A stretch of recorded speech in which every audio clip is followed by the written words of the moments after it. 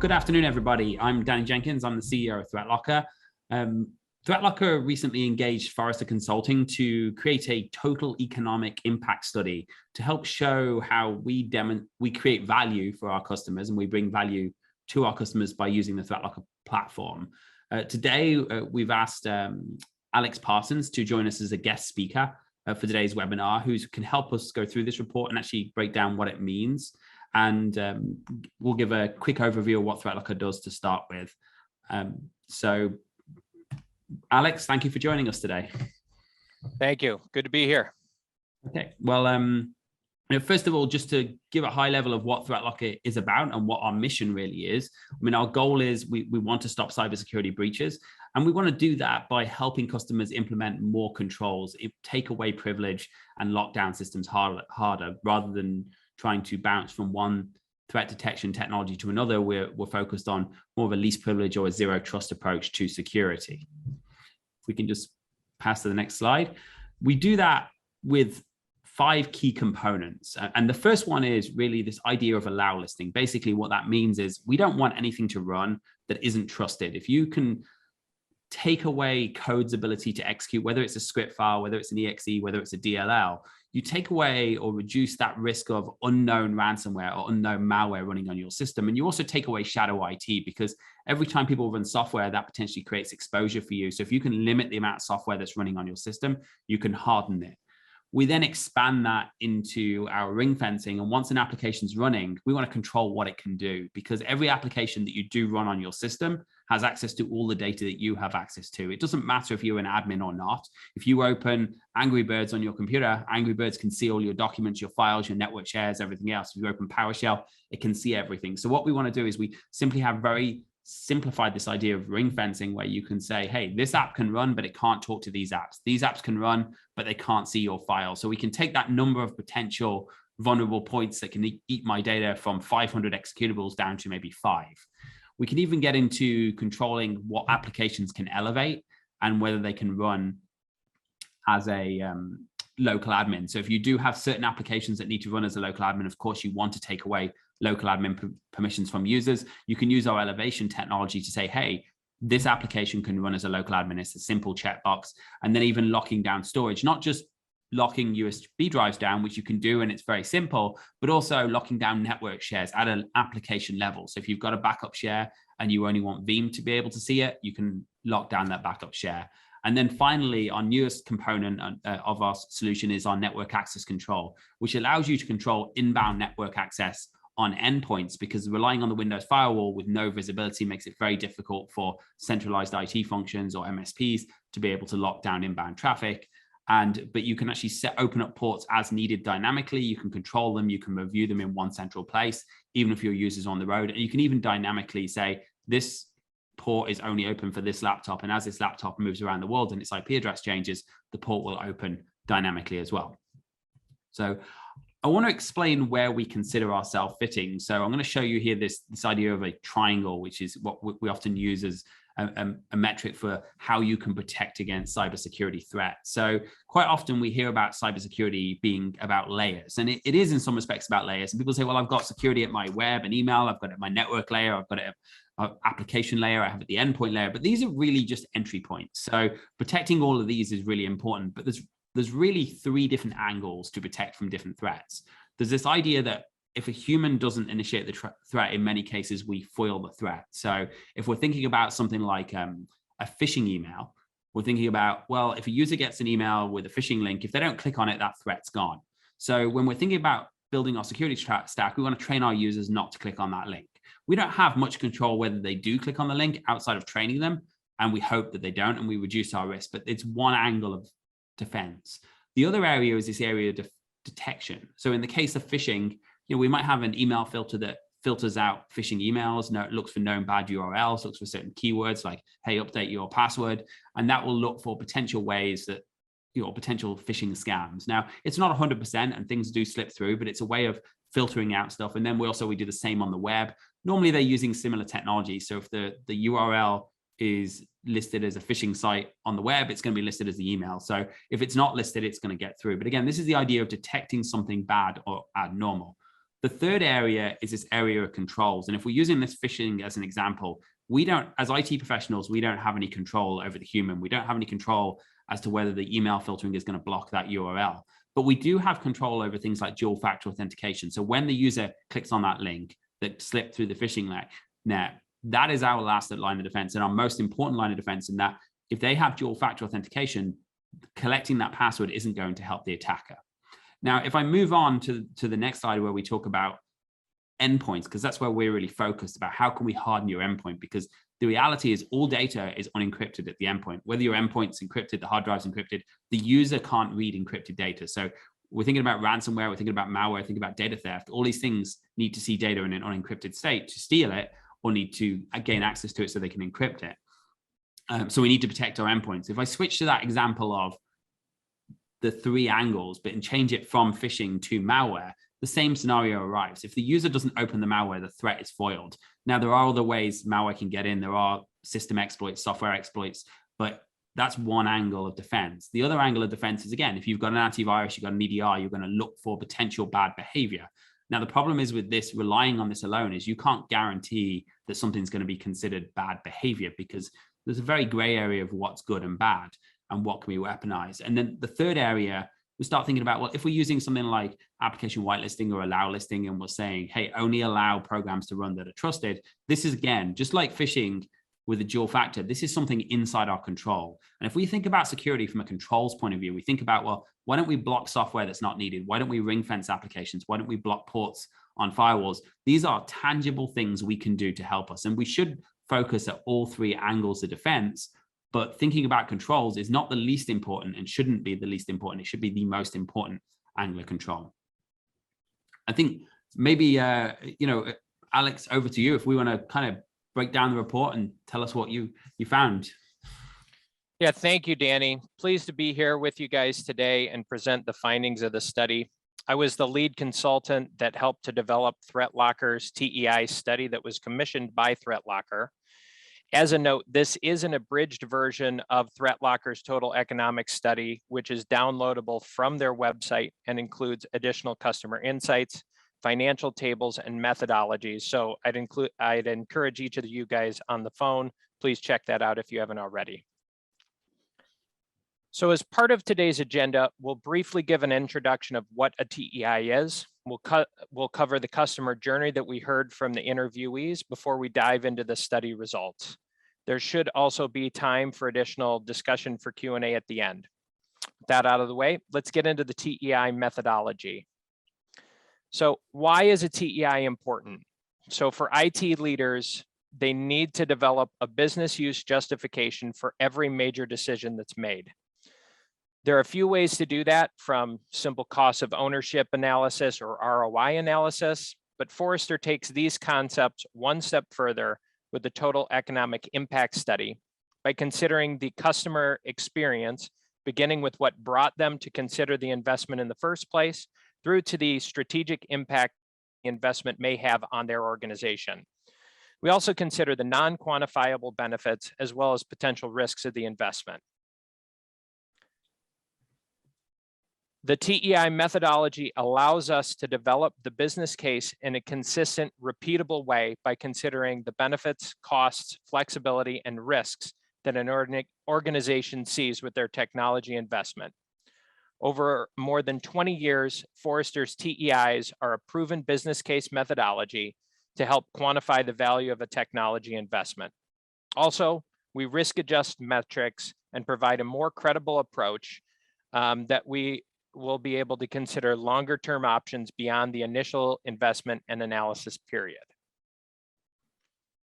So I'd just like to walk through the 5 steps that we take as we talk to real customers in organizations like yours. The process starts with due diligence. We work with clients like ThreatLocker to understand the impact that the customer might experience with the investment. Next, we interview the client's customers, independently, and use the insights and data that we collect to create a representative composite organization and financial model. We'll write a case study based on what we've heard, with all the associated assumptions and calculations carefully spelled out so that you can use this in developing your own case study. ThreatLocker. So I was going to say, my understanding is you interviewed a number of customers in this with different industry verticals and things like that. Are you going to break down into that further, or am I stealing your next slide? Yes, we will. We're a couple slides ahead. We'll get into that, but absolutely right. So we try and interview a very kind of diverse group of different types of customers as part of this process. Then as part of this also, we'll allow both ThreatLocker and the interviewed customers to review the study while Forrester maintains editorial control. So before we get into some of the results, I just wanted to show this quote. Something we heard consistently through each of the interviews that were conducted was a need from organizations to reevaluate their internal IT security stacks to address increasing risks from ransomware, malware, and data encryption. The interviewed organizations were seeking a comprehensive zero trust endpoint security solution to transition away from a reliance on threat detection. The companies interviewed were able to leverage ThreatLocker's solutions to significantly reduce risk and financial impacts of security breaches while improving their operational efficiencies through their investment in ThreatLocker. Here's just a quick sneak peek into the results of the study. We calculate a 3-year impact on the business, and after conducting an analysis of all the customer feedback and the data that have been gathered, we'll calculate the impact on the composite organization. In this case, we're seeing an ROI of 166% with present value benefits of 3.1 million, which is yielding a present value of 1.9 million for NPV. ROI wasn't just driven by high benefits impact, but also a small cost base relative to the overall investment and a payback period under 6 months. Organizations leverage ThreatLocker's default deny approach through allow listing and ring fencing capabilities to create application access and storage policies to improve internal controls and reduce risk factors. Also, to Danny's point, we interviewed a diverse group of different customers, 5 different users from 4 different organizations. And as you can see, these are vastly different types of companies spanning multiple industries, each with different varying business objectives. Also, we interviewed very senior people from some of these companies, as well as individuals who are more hands-on with the products within the organizations. Interviewees included a rapidly growing regional security MSP company managing 1,500 endpoints for their own diverse set of clients, while the other customers were managing endpoints within a single company internal network.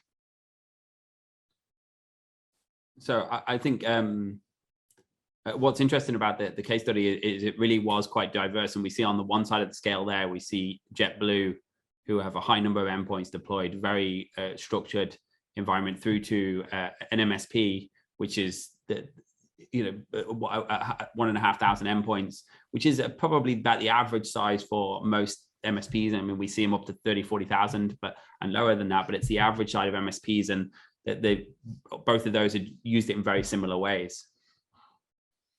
Yeah, I think it was interesting, just anecdotally across the different customer base, we saw very similar themes across all 4 of the different companies that were interviewed. So want to just touch on that a little bit more, but in order to understand why ThreatLocker had an impact that it did for these customers, it's important to understand the challenges that these organizations faced in their previous environments. One of the recurring themes that we heard across the interviews was the difficulty of trying to address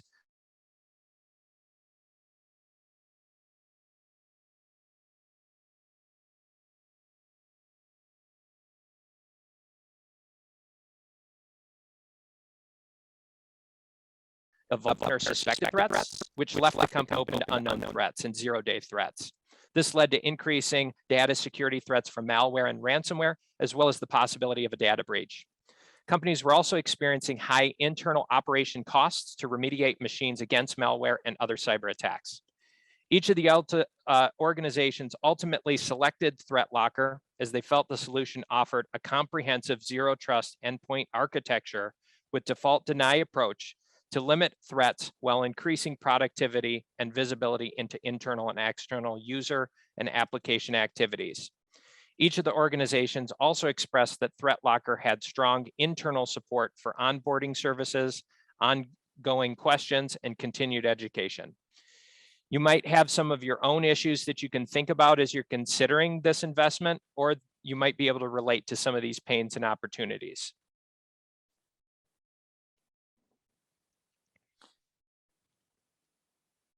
So another quote for you here, customers consistently describe their investment as delivering improved peace of mind. Through ThreatLocker's learning mode during implementation, companies were able to establish internal policies for application access and storage without a significant disruption to business operations. By limiting the actions that were allowed within their internal network, interviewees felt more comfortable with their holistic security coverage. So based on those interviews, we created a composite. The composite in this case is a US-based conglomerate with operations in North America, Europe, and Australia. It generates annual revenue of $4.5 billion and has more than 10,000 employees globally. The organization has an existing security platform with antivirus EDR solutions, and they've previously used those to address their endpoint security needs. So I'll just kind of bring it back to what we had seen before with the different types of companies. So you might be asking yourself, this is a really large organization. If you're in a smaller organization, how might that benefit apply to you? I think the thing to keep in mind is the use cases is going to be different at every company, but we believe the benefits and costs represented in the full case study are scalable to companies of most sizes and industries, with the need for endpoint security being largely agnostic. The composite is representative of a mix of the full range of customers that were interviewed. Based on the characteristics of the composite organization, here's the 5 quantifiable benefit categories from the TEI study, showing the composite organization's 3-year financial totals for each benefit, which are totaling $3.1 million in present value. The totals are nice to see, but again, what does this really mean and how can this apply to your own situation? First, you can use the TEI as an example to build a custom business case. You can replace the input values with specifics about your organization, or you can add new cost and benefit categories, augmenting the 5 categories that are laid out here. So given our 10,000 plus employee organization with these listed characteristics, I'd like to dive into a few of these in more detail. Let's start by discussing the reduced risk of a data breach over prior solutions based on the investment in ThreatLocker. Companies shared that they were able to improve coverage against endpoint security risks and reduce threats from internal and external sources. Companies utilize ThreatLocker's allow listing capabilities to see immediate benefits from a risk prevention standpoint and felt more prepared to stop zero-day threats from both internal and external sources. During a 1 to 2 week learning mode period in implementation, companies were able to develop policies for their current applications, access, and storage without impacting end users. They were also able to realize 45%, or in some cases higher reduction in the number of significant data breaches within their internal networks over and above what was stopped with their previous solution. Based on ThreatLocker's research, the composite organization with 10,000 endpoints deployed on average would see a risk-adjusted annual impact of 737,000 benefit and 3-year present value benefit of 1.6 million. More simply put, by limiting what comes into your network by only what you're specifically allowing, customers are able to see a substantial benefit from a risk prevention standpoint at a time when cyber attacks have become more prevalent and sophisticated. In the full study, we detail a little bit more about the factors that may affect your ability to achieve similar savings, so that you can build a more tailored approach for your organization. The next benefit I wanted to talk through is the reduced financial impact of a data breach. Interviewed companies talked about how when a potential data breach actually got within their internal network, ThreatLocker's capabilities for ring fencing and storage control helped to limit the effectiveness of data security threats.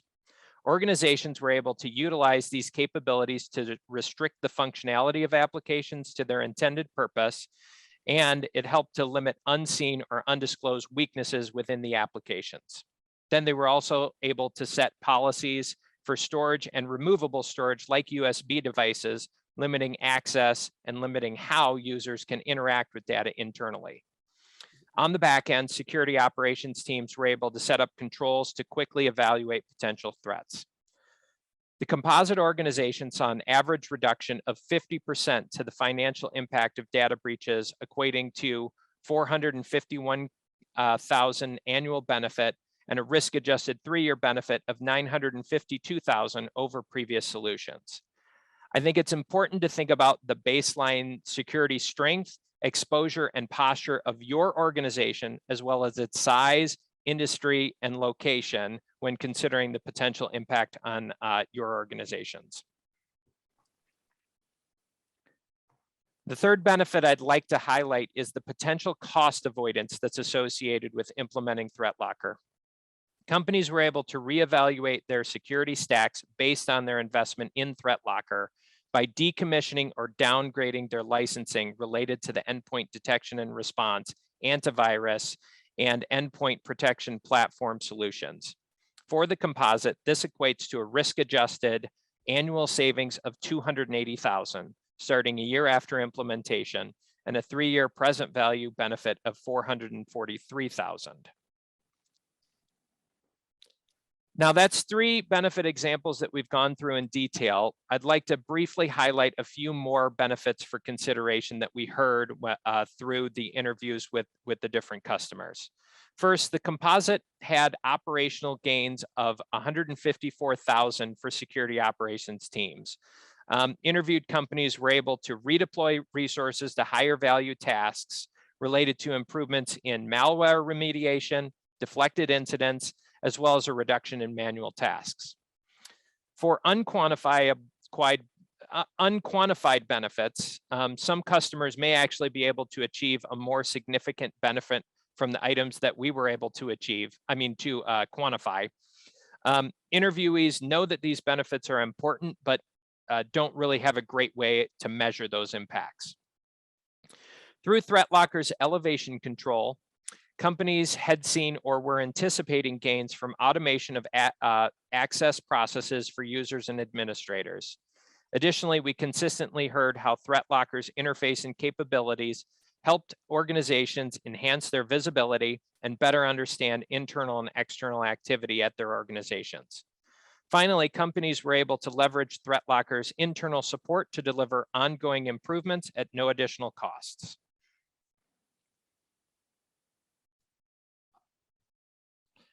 Before we take a look at the associated costs, I've got one more quote here, and this one's related to how the interviewees related what their experience with ThreatLocker's support. Companies expressed consistent satisfaction with ThreatLocker's individual company support, their quickness to respond, as well as their commitment to continued innovation. Now, a TEI study, to be able to calculate ROI and net benefits, needs to also consider all the associated costs with the investment. For this TEI, the investment in ThreatLocker includes licensing, implementation costs, as well as some ongoing maintenance costs. It's worth noting for implementation that interviewed companies describe the process as straightforward, effective, and easy due to the ease of integration and strong partner support from ThreatLocker. These costs add up to about $1.2 million from a present value standpoint for the Composite. Can I just touch on that? Because I think, we saw obviously the sample license cost for the large organization being $902,000 and the implementation cost being $163,000. quite often when you think about, I'm going to implement something like an EDR, and you compare, and normally the license cost of Zero Trust is slightly even lower than an EDR, but that aside, you're comparing the license cost with the actual monitoring and support. Monitoring and support and backup ends up being a bigger portion of the pie. So you buy what you get, and then you pay for what you get, your license, and then on top of that, you expect another 100% costs in terms of human resources, people. In the case of ThreatLocker here, I believe, and correct me if I'm misspeaking here, that the implementation and the maintenance costs are actually quite a lot less than the initial purchase cost. Yeah, and we heard that consistently across all the different organizations. I think size of the organization does make a big difference here too. So for the two smaller organizations, we heard much quicker implementation times. Most of the implementation costs we heard from larger enterprises had to do more so with internal operations and controls and checks within those organizations, as opposed to the actual implementation process with ThreatLocker. The example that you see in the quote there, I believe they were able to basically get up and running within 2 hours and then go into learning mode for a couple of weeks, and we're able to kind of hit the ground running from there. Yeah, and I think that's important, because people often, IT security professionals, think about Zero Trust, think about whitelisting, they think about, oh, this is going to be, let's go and hire an army of people to manage this. And that's the way it used to be. But now with the enhancements, the learning mode we've made, we've been able to reduce the operation costs to such an extent, it's actually cheaper than operating an EDR or an advanced antivirus. Also, just to keep in mind from the licensing cost standpoint, this is based on 10,000 endpoints purchased. So, okay. Great. So I showed the financial impacts earlier in the presentation, but wanted to bring that back here for this summary. Our benefits added up to present value of 3.1 million for the Composite organization, with that difference in present value of benefits and costs representing the net present value. 3-year adjusted present value of 1.94 million for the Composite organization for NPV, and an ROI of 166%. Now you can prepare a similar set of results for your own organization, use the benefit examples that I've run through today, or perhaps other opportunities that you see. Identify where you might have potential exposure to internal and external risks. Consider the relative size of your exposure based on your industry and company size. Also, consider whether you have expensive legacy solutions that could be reevaluated, or if there's known inefficiencies in your security or IT processes that you'd like to revisit. This is just a few of the different terms that were used today as reference. You can always come back to this webinar once it's posted and kind of look back here if you have any questions on any of those. And then finally, I do have just a little bit of house cleaning to do just with some different disclosures. I won't cover this in detail. Again, you can come back to this at a later date if you have any questions. That being said, I do want to make the audience aware of a couple quick things. One important thing is to note that this webinar is based on the full TEI study, which I'd encourage each of you to check out following the call. Also, both this webinar and the TEI study were both commissioned by ThreatLocker and completed independently by Forrester, which maintains editorial control over the process. That's all I have now. Let me move it on here. I'll hand it back to you, Danny, and then we can move into any questions that we have from the audience. Yeah, so Alex, I appreciate, first of all, you guys doing the report and doing the study. I think it's really helped us highlight to our clients the value of ThreatLocker, or to potential clients, and hopefully takes a lot of the fear away from doing security the Zero Trust way, because obviously Zero Trust has been a scary word, and least privilege has been a scary word. Hopefully this helps people make decisions and show. And maybe if there's any questions, feel free to post them in the Q&A section. I think I think we've done a great job at answering all the questions, but if anyone, obviously this report is available for download. If anyone does have wish to download it, they can go onto the ThreatLocker site and they can download it. If you have any clients or any questions that come up about this, or you wish to just schedule a demo and actually look at what this looks like in ThreatLocker, you can just jump to threatlocker.com and click schedule a demo, and we can book a demo and walk you through what it looks like implementing in your environment. One of the nice things about the ThreatLocker process is you can literally go through that onboarding process before you even bought the product from us. So you can download it, you can set up a trial, and you can deploy all your agents, let them learn, lock them down, and all of that can be done inside the trial period. So somebody did make a comment about vertical markets, e.g. local or i.e. local governments.